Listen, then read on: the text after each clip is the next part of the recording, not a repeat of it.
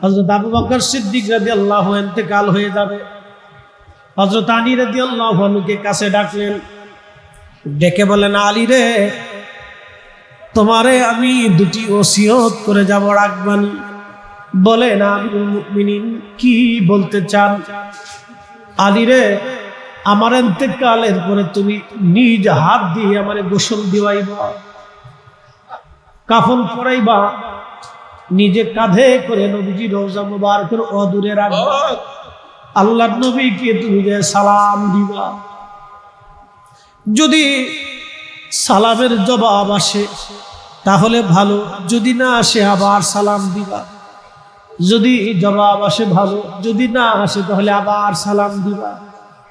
অনুমতি চাবা, হুজুর আপনার আবু বকর আপনার কদম মুবারকের পাশে একটু জায়গা ভিক্ষা চায়। যদি নবীজি রওজা শরীফ থেকে অনুমতি আসে, সালামের জবাব আসে আলী, তাহলে আমার নবীজির কদম মুবারকের পাশে রাখবো, আর না হয় আমাকে জান্নাতুল বাকিতে নিয়ে যাইবা। জোরে বলা যাবে কি মারহাবা? হযরত আলী রাদিয়াল্লাহু আনহু ডেকে বললেন, আমিরুল মুমিনিন, এত মানুষ আছে, তাদেরকে না বলে আপনি কেন আমাকে ওসিয়ত করতেছেন? এই মনোযোগ দিবেন, আমার দিকে তাকান। সাহাবী আহলে বাইত রাসূলের সাথে কেমন সম্পর্ক ছিল দেখেন। খলিফাতুল মুসলিমিন অন্য কাউকে না বলে আপনি কেন আমাকে বলতেছেন? কারণ কি? আবু বকর সিদ্দিক ডাক দিয়ে বলতেছে, আলী রে, তুমি ওই হাত দিয়ে আমার নবীকে গোসল দিয়েছিলা। আল্লাহর নবীর ইন্তেকালের আগে নবীজি তোমাকে গোসল দিতে ওসিয়ত করে গিয়েছিল, তুমি নিজে আমার নবীজির শরীর মুবারক ধৌত করেছো। আমি আবু বকর চাই ওই হাত দিয়ে তুমি আমার শরীর ধৌত করবা, যে হাত আমার নবীর শরীর মুবারকে লেগেছিল। তাদের সম্পর্ক কত জটিল, কত মহব্বতের সম্পর্ক ছিল। আলী রে, তুমি নিজে হাতে মানে গোসল দিবাইবা, কাফন পড়াইবা, কারণ তুমি নিজে হাতে আমার নবীকে গোসল দিবাইছিলা, কাফন পড়াইছিলা। ওই হাত দিয়ে তুমি আমার গোসল দিবাইবা, কাফন পড়াইবা রে আলী, আর নবীজি রওজা মুবারকের পাশে যে সালাম দিবা। হযরত আবু বকর রাদিয়াল্লাহু আনহুর ইন্তেকাল হয়ে গেল। ইন্তেকাল হয়ে যাওয়ার পরে হযরত আলী রাদিয়াল্লাহু আনহু নিজে গোসল দিওয়াইলেন। গোসল দিওয়াইয়া নিজে কাপড় পরাইয়া জানাজা হয়ে গেল।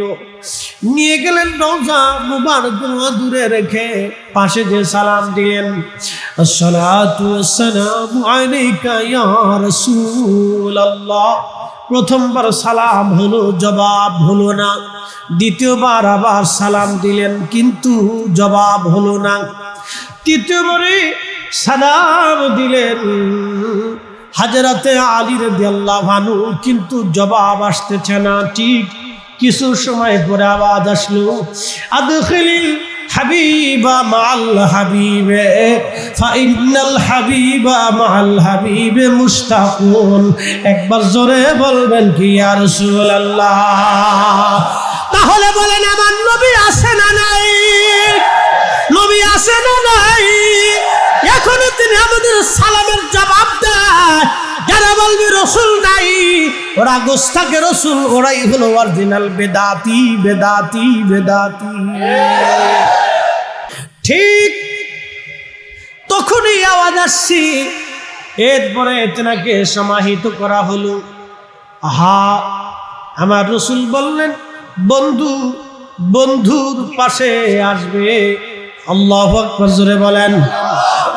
বন্ধু বন্ধুর পাশে আসবে। বন্ধু বন্ধুর জন্য অপেক্ষায় আগ্রহী হয়ে আছে। নবীজি বলতেছে, আমার হাবিব রে, আমার বন্ধু রে, আমার বন্ধুর কাছে পাঠায় দাও। বন্ধু বন্ধুর জন্য অপেক্ষায় আছে, অপেক্ষায় আগ্রহী আছে। বন্ধু বন্ধুর কাছে পাঠায় দাও।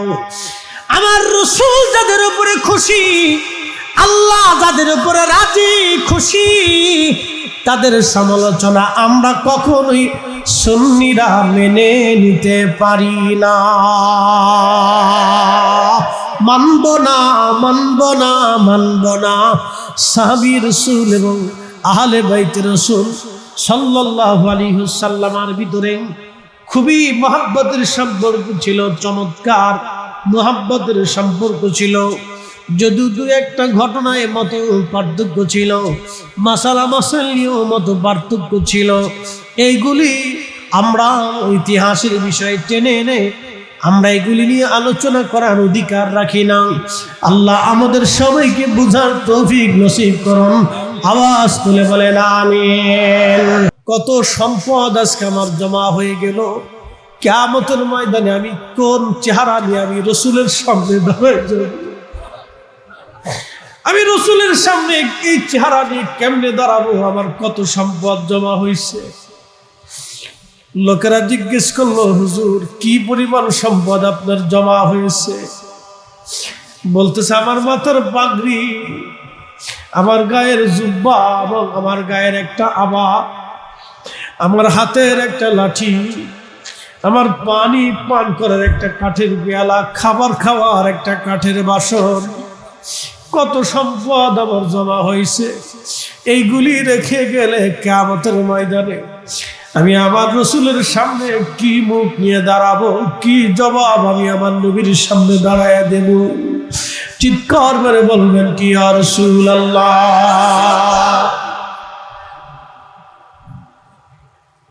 সাহাবীরা আমার রসুলের ছাত্র, সাহাবীরা আমার নবীর ছাত্র, আমার নবীর ছাত্র, সাহাবীরা আমার রাসূল কারীমের ছাত্র।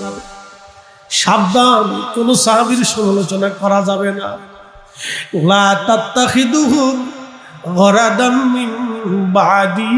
উম্মতে আমার পরে আমার সাহাবীদের সমালোচনার পাত্র বানাবে না, ত্রুটি ধরবে না, বিচ্যুতি ধরবে না, ত্রুটি তোমরা তালাশ করবে না, অনুসন্ধান করবে না, এগুলি থেকে তোমরা নিজেকে ক্ষান্ত রাখবে।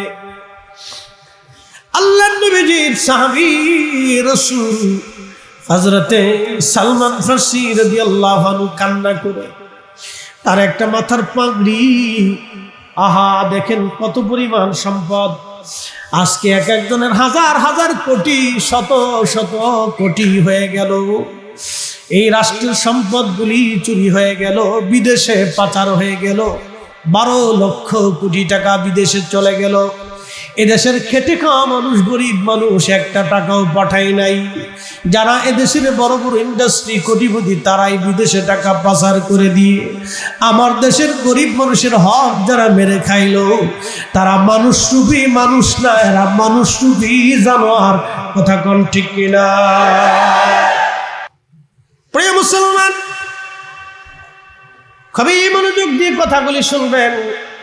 হযরতে রাসূল কারীমের সাহাবী সালমান ফারসি রাদিয়াল্লাহু আনহুর কি জমা হলো? মাথার একটা পাগড়ি, দেখেন মাথার একটা পাগড়ি, গায়ের একটা জুব্বা, আর একটা আবা। আবা শুনছেন আপনারা?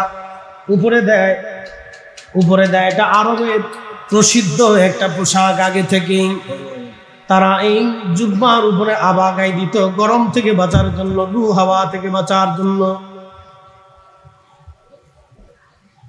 এই একটা আবা, পাগড়ি, জুব্বা, আবা, আর একটা লাঠি, আর একটা পানি পান করার কাঠের পেয়ালা, আর একটা খাবার খাওয়ার কাঠের বাসন।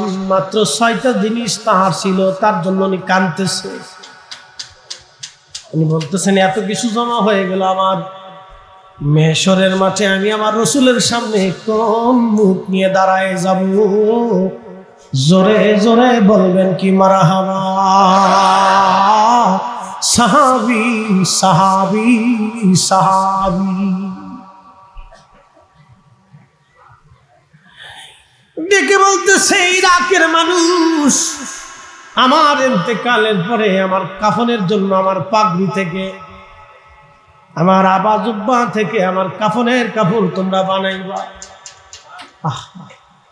আমার ইন্তেকালের পরে আমার পাগড়ি থেকে কাফনের কাপড় জুব্বা থেকে এবং আবা থেকে আমার কাফনের কাপড় বানাইবা। যা বাকি থাকবে এ আমার লাঠি, আমার পেয়ালা এবং আমার বাসন, আর অতিরিক্ত কাপড় যা থাকবে আমার ইন্তেকালের পরে সব আমি ওসিয়ত করে গেলাম, আল্লাহ রাস্তায় তোমরা দান করে দিবা। চিৎকার মেরে জোরে বলেন আল্লাহু আকবার। নবীর আরেকজন সাহাবী সাঈদ ইবনে আমির, সাঈদ ইবনে আমির রাদিয়াল্লাহু আনহু নবীর আরেকজন সাহাবী, তিনি হিমসের গভর্নর হযরত ওমর রাদিয়াল্লাহু আনহু তার হিমসের গভর্নর বানাইলেন। গভর্নর বানানোর পরে এই সাহাবী কি কাজ করে সেটা দেখার জন্য আমিরুল মুমিনিন ওমর রাদিয়াল্লাহু আনহু হিমসে গেলেন দেখার জন্য। দেখে আসি রে সাহাবী রাসূল সাঈদ ইবনে আমির তিনি কি করেন, জনগণ তার ব্যাপারে কি বলে দেখে আসি, জনগণ তার ব্যাপারে কি বলে আমি দেখে আসি। হযরত ওমর রাদিয়াল্লাহু আনহু চলে গেলেন। যাওয়ার পরে হযরত ওমর রাদিয়াল্লাহু আনহু তিনি সময় রে হিমসের মানুষদেরকে ডাক দিলেন, তোমরা আসো, তোমাদের প্রশাসক গভর্নর সম্পর্কে তোমাদের মতামত তোমরা ব্যক্ত করো। সাঈদ ইবনে আমির পাশে, খলিফাতুল মুসলিমিন পাশে বসা, জনগণকে বললেন, বলো তোমাদের প্রশাসক যিনি, হিমসের গভর্নর যিনি, তিনি তোমাদের ব্যাপারে কি সচেতন আছে, কোন অভিযোগ আছে কিনা তোমরা বলো। লোকেরা বলল, হুজুর আমাদের গভর্নর নিয়ে আমাদের কয়েকটা অভিযোগ আছে। এক নম্বর অভিযোগ, সে সকালবেলা দেরিতে গভর্নর হাউসে আসে, কাজে পরে আসে। দুই নম্বর অভিযোগ, রাত্রিবেলা তারে ডাকতে গেলে আমাদের ডাকে সে সাড়া দেয় না। তিন নম্বর অভিযোগ, মাসে একবার সে গভর্নর হাউসে আসে না, কাজে করলে যোগ দেয় না। আমরা এর কারণ জানতে চাই। হযরত সাঈদ ইবনে আমির তিনি আমার ডাক দিয়ে বলতেছে, আমিরুল মুমিনিন বিষয়টা আমি এবং আল্লাহর মধ্যে গোপন রাখতে চাইছিলাম, কিন্তু জনগণ যেহেতু অভিযোগ করে বসছে, অতএব আমাকে জবাব তো দিতেই হবে।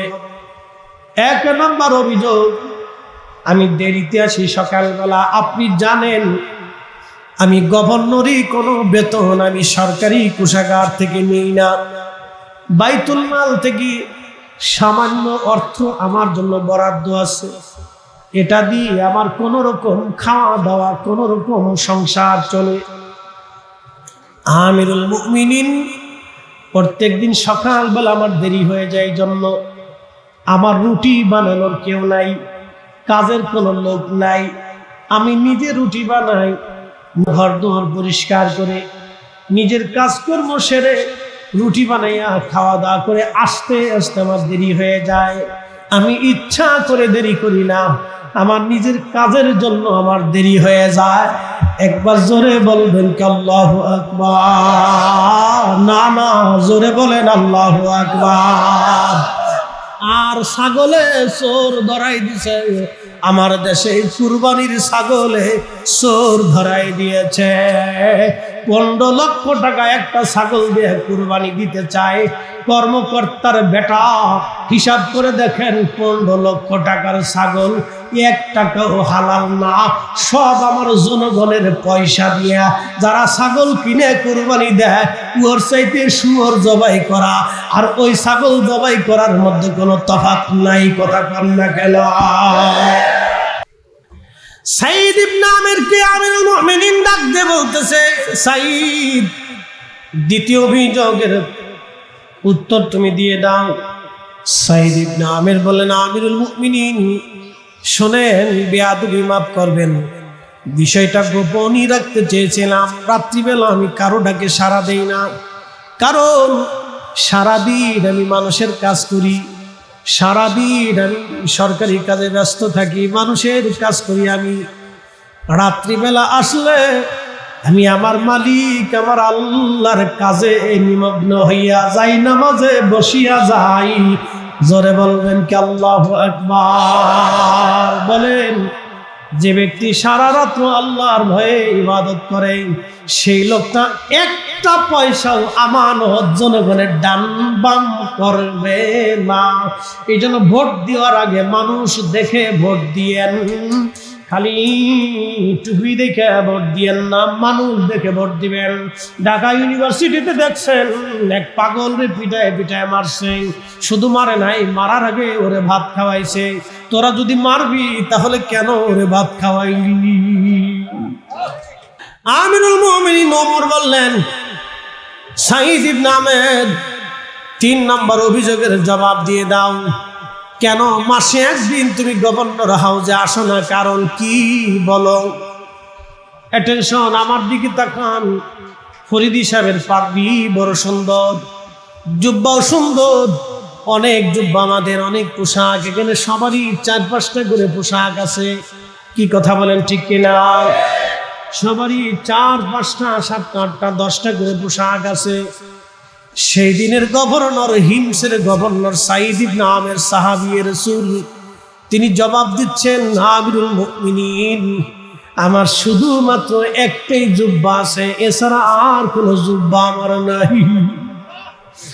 এই একটা জুব্বা মাস শেষে আমি ধৌত করি, পরিষ্কার করি, এছাড়া আর কোনো জুব্বা আমার নাই। যার কারণে ওই একটা দিন আমি গভর্নর হাউসে আসতে পারি না। হুজুর, আমার এই জুব্বা ছাড়া আর কোনো জুব্বা আমার নাই, জুব্বা কেনার অর্থ আমার কাছে নাই। চিৎকার মেরে বলবেন কি আল্লাহু আকবার? না না, হুজুরে বলেন আল্লাহু আকবার। তারা সাহাবী রাসূল, সাহাবী রাসূল, সাহাবীদের সমালোচনা করা যাবে না, ত্রুটি ধরা যাবে না, বিচ্যুতি ধরা যাবে না। তাদের দোষ খুঁজে খুঁজে বের করে করে সমালোচনা যারা করবে তারা গুস্তাখে রাসূল, বেয়াদব, আল্লাহর দুশমন, নবীর দুশমন। কথা বলেন ঠিক কিনা? বুঝে যাবে।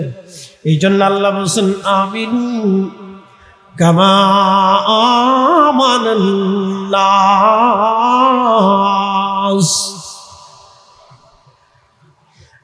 নবীর সাহাবীরা যেভাবে ঈমান আনছে তোমরা সেইভাবে ঈমান আনো। ক্বালু আনুমিনু কামা আমানাস সুফাহা। সেদিন মুনাফিক, নির্বোধ কাফেররা সেই দিন বলল, আমরা কি নির্বোধদের মতো ঈমান আনবো? সাহাবীদেরকে নির্বোধ বলেছিল, কারণ অধিকাংশ সাহাবী ছিল গরিব, হত দরিদ্র। বেলাল ছিলেন কৃতদাস, সুমাইয়া রাদিয়াল্লাহু আনহা তিনি কৃতদাস ছিলেন। ইয়াসার খুবই দরিদ্র পীড়িত মানুষ ছিলেন। আম্মার রাদিয়াল্লাহু আনহু খুব দরিদ্র ঘরের সন্তান ছিলেন। হাজরতে খাব্বাব তিনি ছিলেন কামার, আহা, চাকরি করতেন অন্যের দোকানে কম পয়সায়। এইরকম গরিব গরিব সাহাবীরা আল্লাহর নবীকে ভালোবেসে ফেললেন। এই জন্য একটা কথা মনে রাখবেন, গরিবরা আল্লাহর নবীর পক্ষে সব সময় থাকে। আপনি সারা দেশের যত গরিব আছে সবাই এক জায়গা কইরা ইয়া নবী সালামু আলাইকা বলে যখন দাঁড়াবেন, একটা গরিবও বসে থাকবে না, সবাই দাঁড়াইয়া যাবে। কারণ ওদের অন্তরে রসুলের প্রেম কম বেশি হলেও আসে। আর যত ধনী আছে, শিক্ষিত আছে, ওদেরকে এক জায়গা করে এক জায়গা করবেন। একটা দাঁড়াবে আর একটা বসে থাকবে। চিন্তা করবেন, ওই খতিব সাহেব বলছিল বেদাত, ওই শায়েখ সাহেব বলছিল বেদাত, অমুক মাদানি বলছিল বেদাত, অমুক আজহারি বলছিল বেদাত। এইটা কথার কারণে কেউ বসে থাকবে, কেউ দাঁড়াবে, কেউ বসে থাকবে, কেউ দাঁড়াবে। আর গরিব রিক্সাওয়ালা, দিন মজুর সব এক জায়গা করিয়া দাঁড়া করা। ইয়া নবী সালাম আলাইকে বলে যখন দাঁড়াবেন, তখন ওরা বলবে না, আমার নবীর সম্মানে আর বসে থাকা যাবে না। ওরা গরিব বুঝুক আর না বুঝুক, ওরা দাঁড়ায় নবীর সালাম দেবে। এই জন্য গরিবরা কিয়ামত পর্যন্ত নবীকে ভালোবেসেই যাবে। কথা বলুন ঠিক কিনা? শুনিয়া যান রাঙ্গুনিয়ার মুসলমান, সাহাবীদের ব্যাপারে নীতি দীর্ঘ আলোচনা তুলে ধরলাম। এবার আসেন সাহাবীদের সাথে আহলে বাইত রাসূলের সম্পর্ক কেমন ছিল একটা ঘটনা থেকে শোনাই। রাসূলের সাহাবী যায়েদ ইবনে আরকাম রাদিয়াল্লাহু আনহু তিনি যখন যুবক তখন আমার নবীর বরগাহে তিনি খেদমতে ছিলেন দীর্ঘদিন। যায়েদ ইবনে আরকাম রাদিয়াল্লাহু আনহুর বাড়ি ছিল বর্তমান ইরাকের কুফা। হযরত হুসাইন রাদিয়াল্লাহু আনহু যখন ছোট খেলাধুলা করতেন, আল্লাহর নবীর সঙ্গে যখন খেলাধুলা করতেন, যায়েদ ইবনে আরকাম রাদিয়াল্লাহু আনহু তখন নবীজির দরবারে খেদমতে রত ছিলেন। সাহাবী রাসূলগণ আহলে বাইতের সঙ্গে কেমন ভালোবাসা ছিল ঘটনা না বললে আপনি বুঝবেন না। ইমাম হুসাইন রাদিয়াল্লাহু আনহু শের মুবারক মাথা মুবারক কেটে নিয়ে গেল সিরিং কুফা, কারবালা থেকে কুফা নগরে নিয়ে যাওয়া হলো। হুকুম দিলেন উবাইদুল্লাহ ইবনে জিয়াদ। উবাইদুল্লাহ ইবনে জিয়াদকে হুকুম দিয়েছিল, ইয়াজিদ আমরা সুন্নিরা কোনোদিনও ইয়াজিদকে মানতে পারবো না, কারণ সে সরাসরি আল্লাহর নবীর দুশমন, আহলে বাইতে রাসূলের দুশমন ছিল। কথা বলেন ঠিক কিনা?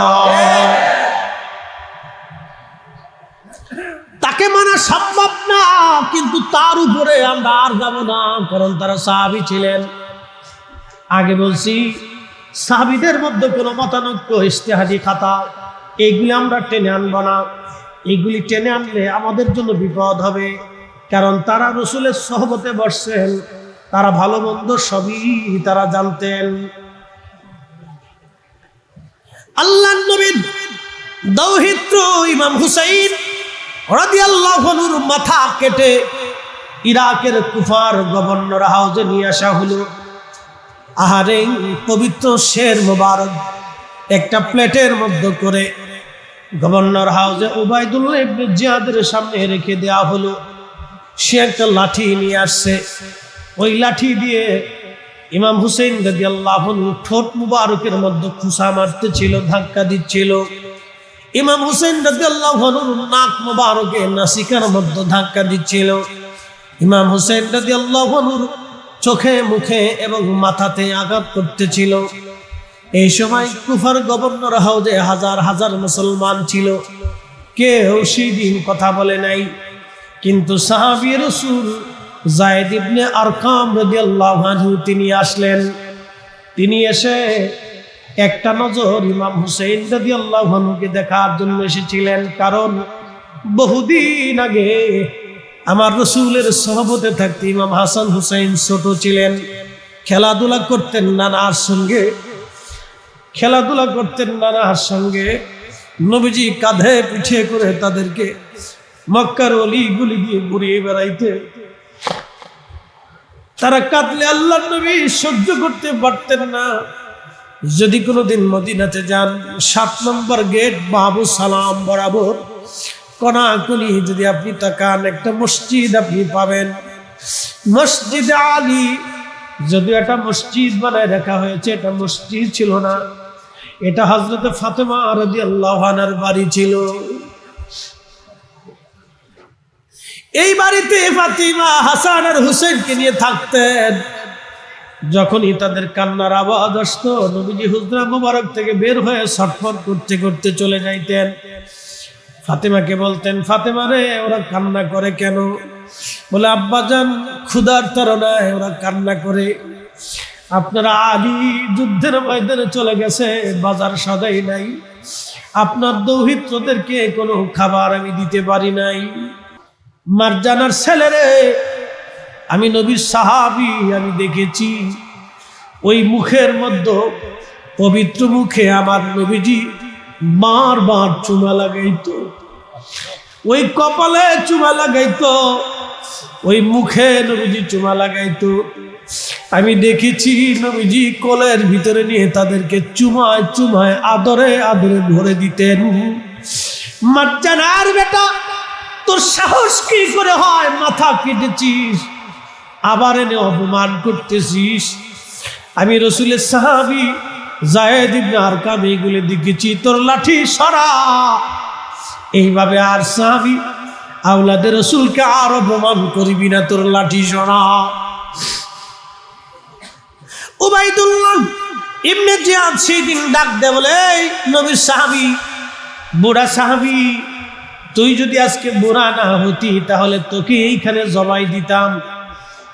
যায়েদ ইবনে আরকাম ডাক দে বলে, বেটা মজ্জানার ছেলে, আমি সাহাবী রাসূল, একবার না আমার জীবন যদি 1000 বার শহীদ হই, 1000 বার যদি আল্লাহ আমাকে জীবন দেয়, তারপরেও আমি যায়েদ ইবনে আরকাম ওই পবিত্র ব্যক্তির স্মরণে জীবন দেওয়ার জন্য আমি প্রস্তুত হয়ে আছি। চিৎকার মেরে জোরে বলেন আল্লাহু আকবার। না না, আরো জোরে বলেন আল্লাহু আকবার। আল্লাহর নবী সাহাবীরা এইভাবে নবী আহলে বাইত রাসূলকে ভালোবাসতেন। তিনারা তুলনাবিহীন। নবীজি বললেন, যারা আমার আহলকে ভালোবাসবে তারা আমাকেই ভালোবাসবে, আর তাদেরকে যারা কষ্ট দিবে তারা আমি নবীকেই কষ্ট দিবে। এই জন্য আমরা আহলে সুন্নাত ওয়াল জামাতের বিশ্বাস, আমরা আহলে বাইতকে প্রাণ দিয়ে ভালোবাসি এবং সাহাবায়ে কেরামকে আমরা সম্মান করি, ভালোবাসি। কথা বলেন ঠিক কিনা? আমরা আহলে বাইতকেও ভালোবাসি, তারা আমাদের ঈমান ভালোবাসার অংশ। সাহাবী রাসূল তারা আমাদের অধিক সম্মান এবং ভালোবাসার অংশ। আমরা সাহাবীদের সমালোচনা করব না, আহলে বাইত রাসূলের কদমও ছাড়ব না। কথা বলেন ঠিক কিনা? তার নাম সুন্নি, সুন্নি, সুন্নি। তারা আহলে সুন্নাত ওয়াল জামাত। যারা আহলে বাইত রাসূলকে মহব্বত দেখাইতে যাইয়া সাহাবীদেরকে গালি দেয়, সাহাবীদের সমালোচনা করে, তারা হলো শিয়া। আর যারা সাহাবীদের সম্মান দিতে যাইয়া আহলে বাইত রাসূলকে ইনকার করে, তারা হলো খারেজি, নাসিবি। আর আমরা হলাম সাহাবী রাসূলকে মহব্বত করি, সম্মান করি, শ্রদ্ধা করি, আর আহলে বাইত রাসূলের দামন আমরা আঁকড়ে ধরি। আমরা হলাম সুন্নি, আহলে সুন্নাত ওয়াল জামাত। কথা কোন ঠিক কিনা? হযরতে আবু বকর সিদ্দিক রাদিয়াল্লাহু আনহু বলেন, হুজুর 2 নম্বর আমার কাছে প্রিয়, আমার কন্যা আয়েশা আপনার স্ত্রী বানাইয়া আপনি নবীর সঙ্গে আত্মীয়তার সম্পর্ক করা আমার কাছে প্রিয়। জোরে বলেন মারহাবা। হযরত আলী রাদিয়াল্লাহু আনহু, আবু বকর রাদিয়াল্লাহু আনহু দুইজন আত্মীয় ছিলেন। কি ছিলেন? যদি কন্যা কি ছিল? আত্মীয়, আত্মীয়, আত্মীয়, আত্মীয়। তাদের মতো এত বড় মহিয়সী প্রাণ যারা একটা ছোট্ট মুস্তাহাবের খেলাফ কোনদিন তারা করে নাই, তারা আত্মীয়তার সম্পর্ক কেমনে নষ্ট করবেন এটা আমার মাথায় ধরে না।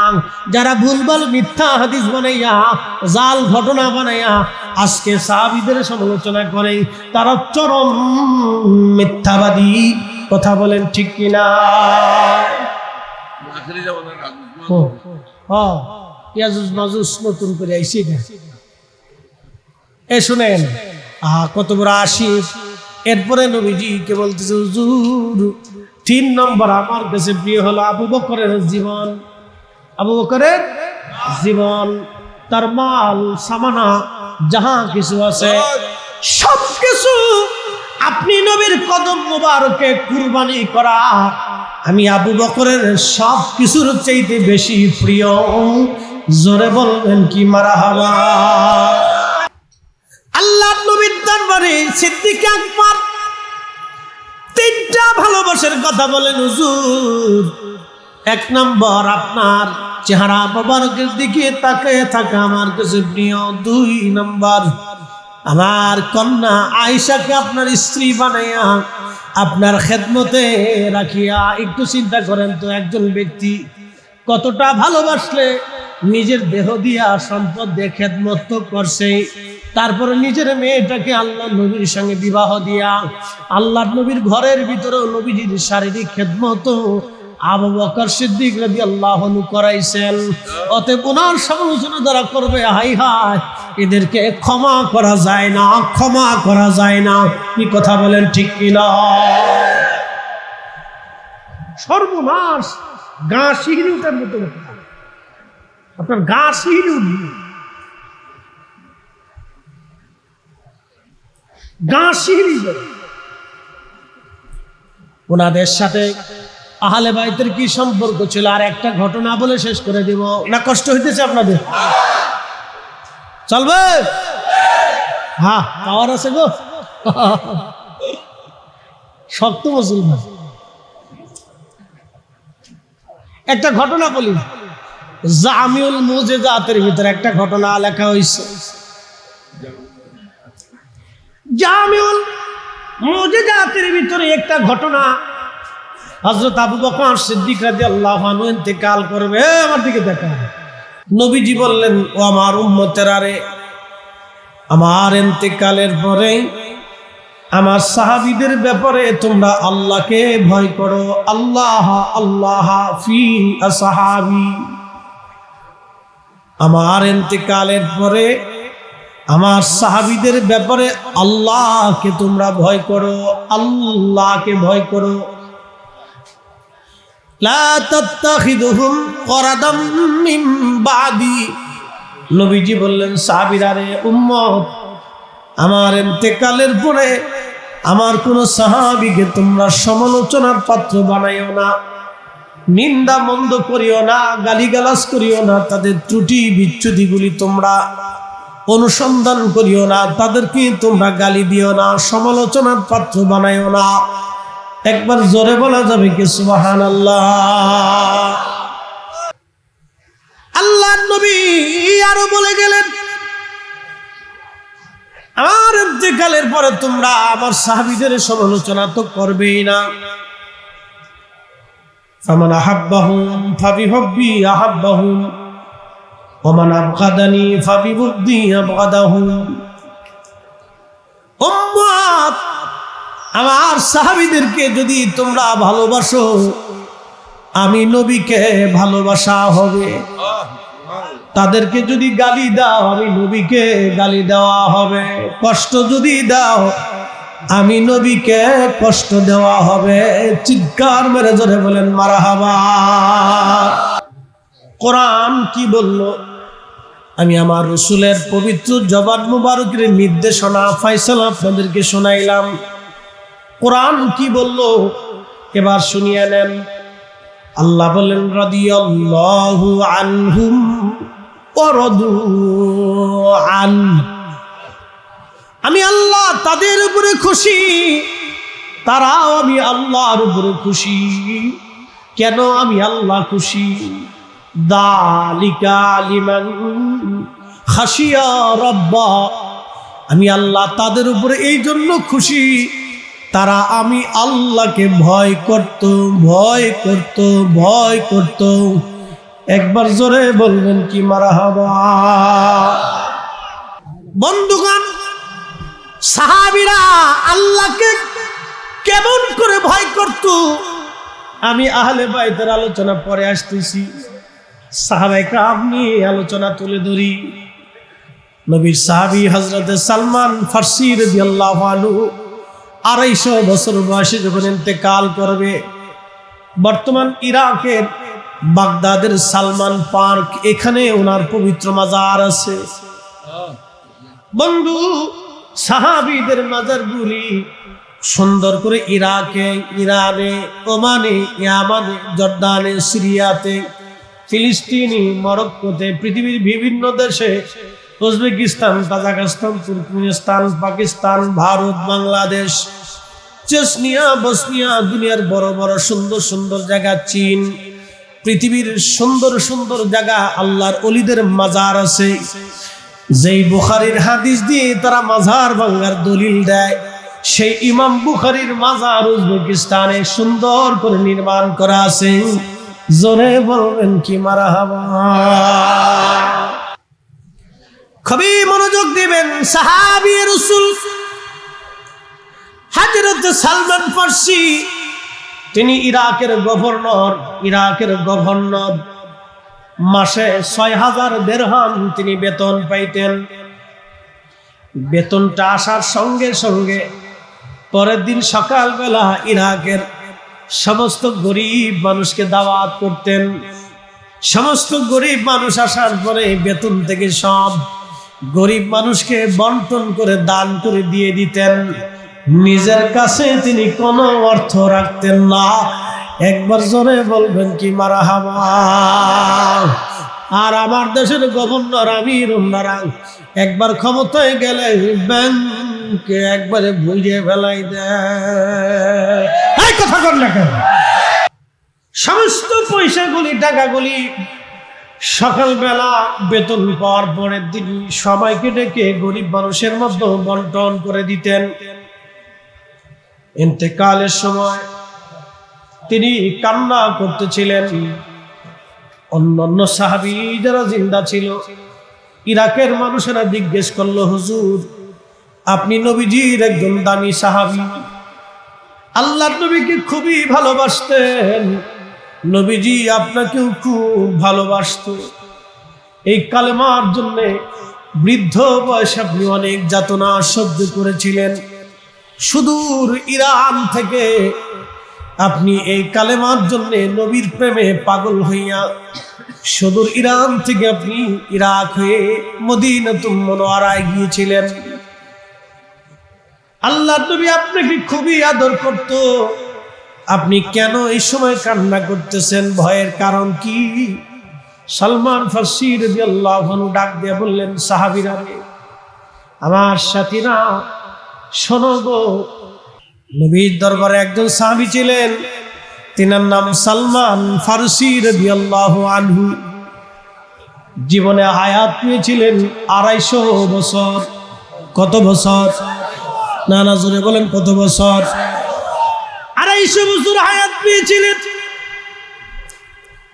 250 বছর পরে ওনার যখন ইন্তেকাল হয়, বর্তমান ইরাকের বাগদাদের একটা পার্ক আছে, সালমান পার্ক।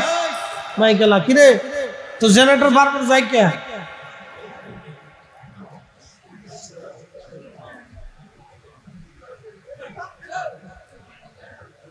একটু কেয়ার কর ভাই, তাড়াতাড়ি দেখো, ডিস্টার্ব হলে কিন্তু ওয়াজের বিঘ্ন ঘটে।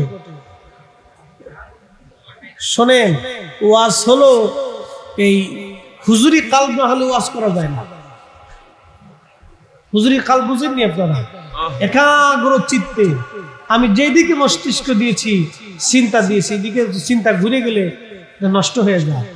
একটা কথা মনে রাখবেন, বক্তার বক্তব্যে শ্রোতাদের হৃদয় আসে না। কেন আসে না জানেন? বক্তা যে বিষয়ে আলোচনা করবে ওই বিষয়ের উপরে বক্তার জীবনের আমল থাকতে হয়। আমল না থাকলে হয় না। এবছর হজে গেছি তো জামাত ইসলামের এক বক্তা, এক ভাই, তিনি হেরেম শরীফে আমার ধরছে, ফরিদি ভাই আপনার ওয়াজ প্রত্যেক দিন শুনি। মাশাআল্লাহ, শুনবেন ভালো, তা আমারে নাস্তা টাস্তা করাবে, তা আমার ফলের জুস টুস কিনে দিবে। তা আমি বললাম, না এত কিছু দরকার নেই, আমার একটু ছোট্ট জুস কিনে দিলে হবে। তা বলতেছে, আপনার সাথে কিছু কথা আছে। তা আমার নিয়ে হেরেমের পাশে নিয়ে বসায় বলতেছে, ফরিদি ভাই আমি একটা জিনিস জানতে চাই। কি বলেন তো? আপনি বেলালের ওয়াজ শোনার পরে চোখের পানি আসে কেন? আমি তো নিজে বলতে পারি না। তা বলতেছে, আমরা বক্তব্যে আগাবো কেমন? আমি বললাম, শোনেন, যে বিষয়ে বক্তব্য দিবেন ওই বিষয়ের উপর আপনাকে আমল থাকতে হবে। আপনি যদি আমল না করেন তাহলে ওই বিষয়টা শ্রোতাদের হৃদয়ের ভিতরে কানেকশন হবে না, এটা হৃদয়ে আঘাত করবে না। আপনাকে এই বিষয়ের উপর আমল থাকতে হবে। যে আমরা যখন বক্তব্য দিই তখন হৃদয়ের গভীর থেকে এটাকে উপস্থাপন করার চেষ্টা করি, যাতে আপনাদের হৃদয়ের ভিতরে এটা কানেকশন করে। শোনেন, এটা একটা অনেক বড় পাওয়ারের জায়গা। এটি এত বড় পাওয়ার জানেন, খাজা বাবা আজমিরি এই পাওয়ারের কারণে সারা আনা সাগরের পানি একটা লুটার ভিতরে আনছিল। একসাথে বলবেন না আল্লাহু আকবার। আরে এই পাওয়ারের কারণে হুজুর গাউসে মাইজভান্ডারী রাহমাতুল্লাহ আলাইহি লুটা নিক্ষেপ করছিল। হ্যাঁ, পাহাড়ে লুটা নিক্ষেপ করছিল বাঘের উপরে। আল্লাহু আকবার বলবেন না? এটা একটা পাওয়ার, এটা অনেক বড় পাওয়ার। এটা আপনাদের সাথে যদি কানেকশন ছুটে যায়, অন্যদিকে চলে গেলে তখন এটার সমস্যা। এই জন্য আমরা পারিপার্শ্বিক আনুষঙ্গিক চিল্লা ফাল্লা কথাবার্তা শব্দ যাতে না আসে সেই জন্য আমরা বক্তারা ই করে দিই, স্টপ করে দিই, একবার সাউন্ড বিহীন করে দিই, একবারে কানেকশনে দিয়ে দিই। শয়তান আজকে সুযোগ সুবিধা দিতেছে না, শয়তানের পিছনে লাগছে আজকে খাই যাওয়া, তো তোমার ওয়াজ করাইতেছি দাঁড়া, জাগা না পেয়ে জেলাটার উপরে হাত মারছে। এ মাইক মা তুই যাই ওখানে লাহাউলা করে চাপ দে, শয়তান ওই জায়গায় চাবি মারতেছে, আজকে দেখাইতেছি দাঁড়া। ও কিন্তু বসে নাই, ও কিন্তু ওর মেশিন চালাইতেছে। আপনি শয়তানকে 1 সেকেন্ড বসে থাকতে দিবেন না, দেখবেন না ও 1 সেকেন্ড বসে থাকে না। কিন্তু আমরা মুসলমানরা ঘুমাই, কিন্তু শয়তান ঘুমায় না। কি কথা কর না কেন? শয়তান কি ঘুমায়? ও ঘুমায় না, ও কিন্তু কাজ করতেছে, ও চাবি চুরি মারতেছে, ও কিন্তু বসে নাই, ওর কাজও চালাইতেছে। কিন্তু আমরা বসে থাকা যাবে না। একসাথে বলেন লা হাওলা ওয়ালা কুওয়াতা ইল্লা বিল্লাহ, লা হাওলা ওয়ালা কুওয়াতা ইল্লা বিল্লাহ। ওই যে আগে কইছি উচিত কথা, কিন্তু মাইশার বেজার হয়ে যাবে না, ও ছাতা দেখার সময় নেই। কবর আমারটা আমাকে যেতে হবে, কিয়ামত আল্লাহ জিজ্ঞেস করবে কি ওয়াজ করছিলেন। সেই দিন যদি জবাব না দিতে পারি তো আমার জিহ্বা কেটে ফেলে দেওয়া, বুঝতে পারছেন? তো দুনিয়ার চাইতে কবরটা, হাসরটা বড় ভয়াবহ হবে, এই জন্য হক বলতে হবে। বেতন পায় 50,000 টাকা, 15 লক্ষ টাকা ছাগল আসে করছে।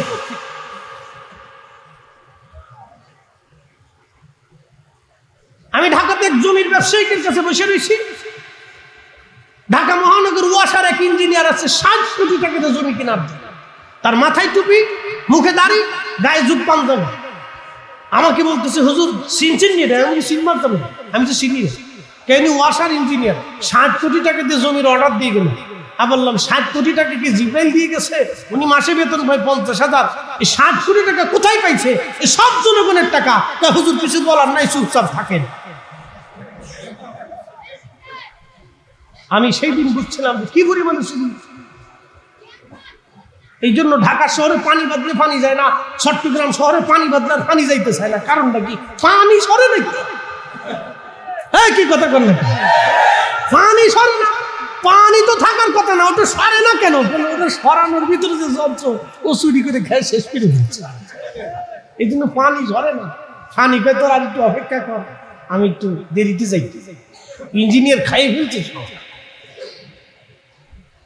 লেখে ঘটনা কি বৃষ্টি বাজার সাথে পানি বেঁধে যায়, কারণ পানি সরে না কারণটা। পরে ওই দিন বসে বসে চিন্তা করলাম, এক মাদ্রাসার বসুন্ধরা মাদ্রাসা মুহতামিম ছিল, উনি আমার চিনে, তা বলতেছে খতিব সাহেব কি বুঝে? তাহলে হুজুর আপনি কি বুঝেন? যা বোঝার তা তো বুঝছি। আমাকে দেখেন পাঞ্জাবি আছে, টুপি আছে, দাড়ি আছে, বুঝার কাজে আছে যে আন্তর্জাতিক খ্যাতি সম্পন্ন সুরের ঘরের সুর। আমি সেই দিন আমার শরীর হিমশিম খেয়ে গেছে, সর্বনাশ, এরকম দাড়িওয়ালা লোক, টুপিওয়ালা লোক এরকম শুরু করতে পারে?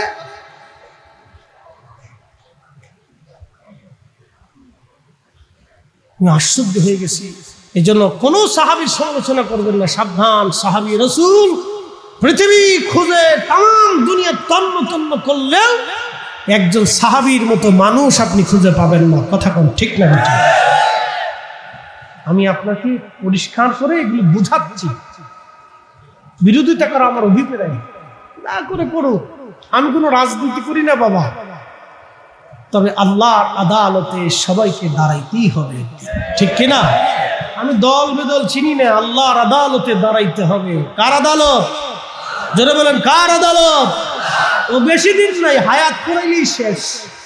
সোনারে পিঁপড়াই খাবে বড় লোকের ধন, যে বেটা গাইছিল তো ভালোই গেছে। সোনারে পিঁপড়াই খাবে বড় লোকের ধন, কথা তো ঠিক। ভাতের অভুক্ত ছিল, ওরা ভাত খাওয়াইলি কেন? তোরা যদি মারবি।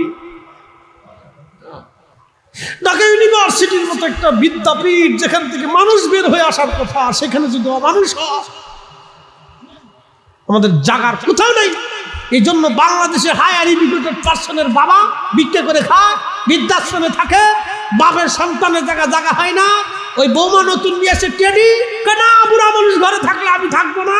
শেষে ছেলেকে আব্বা ওই আসাদ বাসায় ভাড়া করে থাকো, বৃদ্ধাশ্রমে চলে যাও। এইরকম সন্তানের গোষ্ঠী গেলাই এই সন্তান পালার চাইতে কুত্তা পালা অনেক ভালো। উচিত কথা আমরা বলবো, হুজুরের জবান ভালো না, বলবো হুজুরের জবান ভালো না। এরকম হাজার হাজার হাজার হাজার বাবা মা নির্জনে সন্তান কর্তৃক নির্যাতিত হয়। লক্ষ লক্ষ বাবা মা দেশে নির্যাতিত হয়, সন্তান কর্তৃক নির্যাতিত হয়, সন্তান কর্তৃক নির্যাতিত হয়।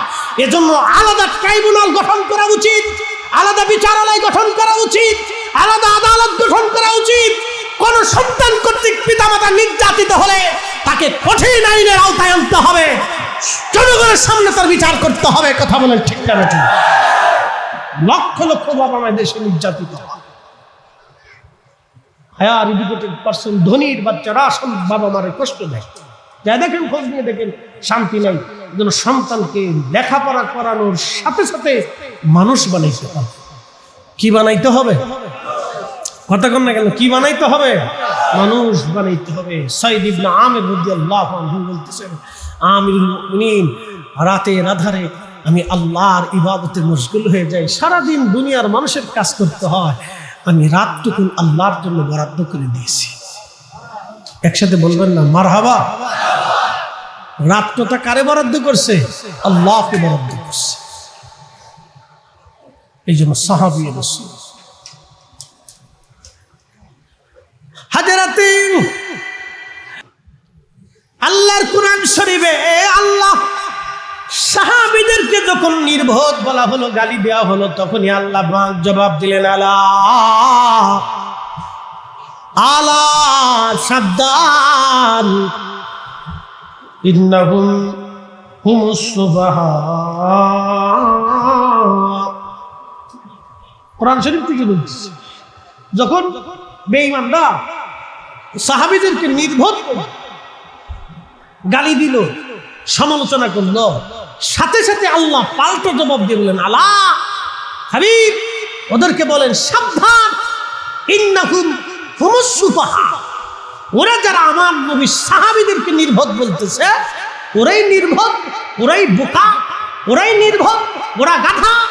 একসাথে বলবেন না আল্লাহু আকবার? উত্তর দিছে কে?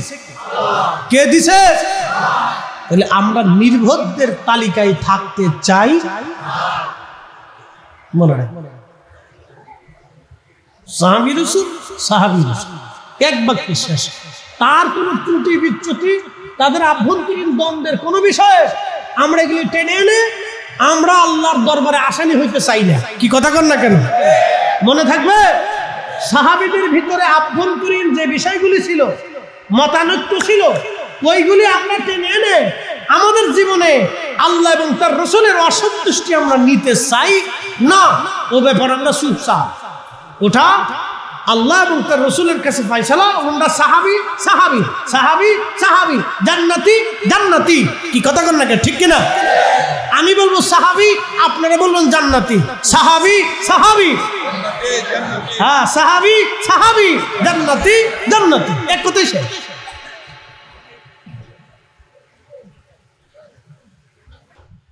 আল্লাহ রাসূল বলতে, আল হাসান ওয়াল হুসাইন ইবনা, আমার হাসান আর হুসাইন দুইজন আমার বংশধর। মান আহাব্বাহুমা ফাকাদ আহাব্বানি, তাদেরকে যারা ভালোবাসবে আমি নবীকে তারা ভালোবাসবে। ওয়া আহাব্বানি আহাব্বাহুল্লাহ, যে আমাকে ভালোবাসবে সে আল্লাহকে ভালোবাসবে। ওয়া মান আহাব্বাহুল্লাহু আদখালাহুল জান্নাহ, যে আল্লাহকে ভালোবাসবে রে আল্লাহ তাকে জান্নাত দিয়ে দিবে, জান্নাত দিয়ে দিবে। জোরে বলবেন কি মারহাবা? সালাতুন ইয়া রাসূলুল্লাহ আলাইকুম সালামুন, সালাতুন ইয়া রাসূলুল্লাহ আলাইকুম সালামুন ইয়া হাবিবাল্লাহ।